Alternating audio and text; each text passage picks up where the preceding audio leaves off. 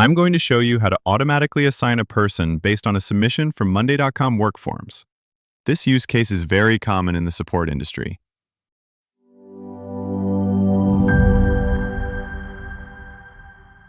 We have two boards set up for this workflow. The first one is the Team Directory board. This board contains the list of agents and developers, along with the departments they belong to and the apps they are assigned to. The second one is the Support Ticket board. This board is where incoming support requests are stored. Each item here represents a new ticket submitted by a customer.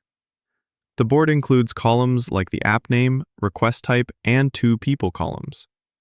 One for the assigned developer and one for the assigned agent. This board will act as the trigger board, and the VLOOKUP app will use it to look up data from the Team Directory board. To get started, you need to install VLOOKUP.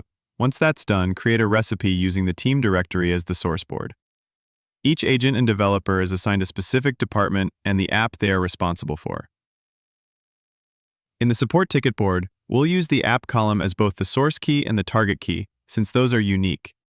Assign the ticket and make sure to enable Relink column when value changes to keep it dynamic.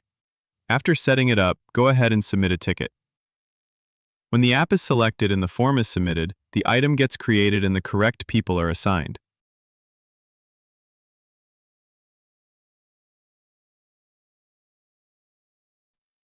As you can see here, the people column has been filled in automatically. Based on the VLOOKUP settings, Cheryl and Sandra have been assigned as the agent and developer.